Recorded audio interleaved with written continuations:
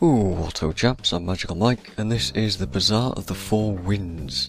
The previews of this patch made it seem much bigger than it actually is. I was really excited about this one because of it, but I ended up finishing all the content in the first day. Granted, I spent my entire playtime going after all the achievements and doing everything though. I'm not sure if that's necessarily a bad thing that you can finish it all in a day, seeing that it's limited time content again. I don't feel as pressured to get stuff done here as I felt with the Sky Pirate patch, but still, I'm yet another cynic of the limited content patch system that ArenaNet are going with. I say this with almost every patch now. This is yet another fun distraction, but doesn't hold my interest for very long, which is, I guess, what they're aiming for. Anyway, that's a rant for another day, so what's actually new with this patch then? The Bazaar itself is in a new zone called the Labyrinthine Cliffs, I probably said that wrong, which you can get to from the boat dude at Lion's Arch. The whole place looks pretty great, actually. I'm fairly impressed with how it looks. I'd say the only complaint that I have is with the enormous area under the Bazaar that's almost completely empty. It's just got some mobs, but there's nothing actually interesting down there. You'll probably notice fairly quickly that you can't pass certain areas without certain skills. There's crystals that you can pick up around the area that will give you some new non-combat movement skills to fly literally around the map with. You can only make it to the top if you use these skills, so learn how they work, have fun with them, most importantly, practice with them and explore the zone. If you hold control down while exploring, you'll notice sky crystals placed in nooks, crannies and challenging to reach spots. If you can find 40 of the possible 50 plus in the map, you'll get a model airship which you can use to interact with and get this cutscene, and use your skills to hop around and interact with as many of the sky crystals as you can find. In my opinion, this was the most fun part of the whole patch.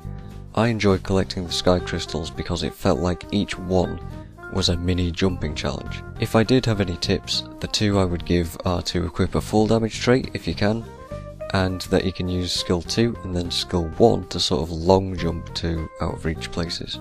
Other things that you can find around the Bazaar include sarcastic vendors, exotic items to interact with, angry monsters being the consequence of your fiddlings, and some kind of quaggan fire show, which I haven't seen because I've not waited around to check for it. There's also the Sanctum Sprint minigame which you can find at the top of the airship, which I'll do a separate video on later. And a whole slew of new achievements to get, which is good. One of the good ones is finding the best dive ever. It's a pretty long drop. And there it is. However, we also have the crap ones to complement the fun ones.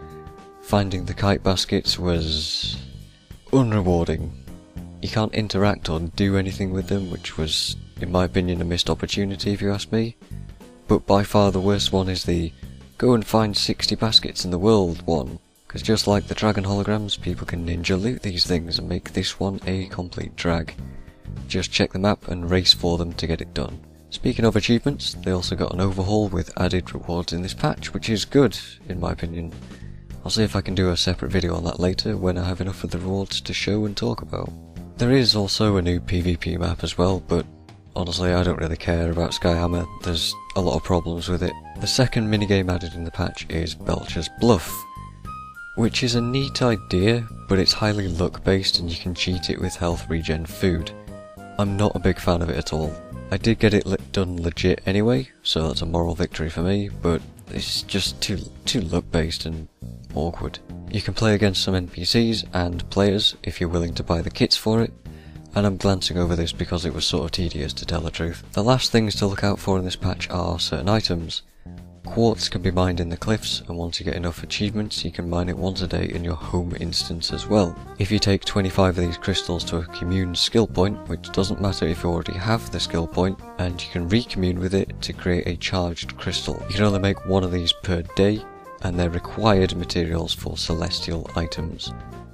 The celestial stuff is the all-stat gear, which we've previously seen only on jewels, so now we can get it on every piece of gear if we want to. You just need to get all the recipes for them, which can be gotten randomly through these boxes, or you can just buy them on the trading post.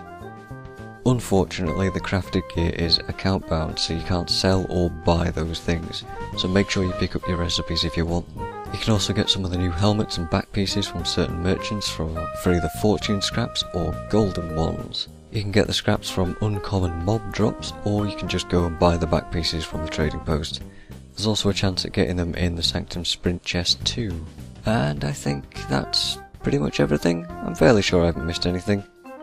There's quaggin things to buy in the gem store, mini pets or whatever, but whatever.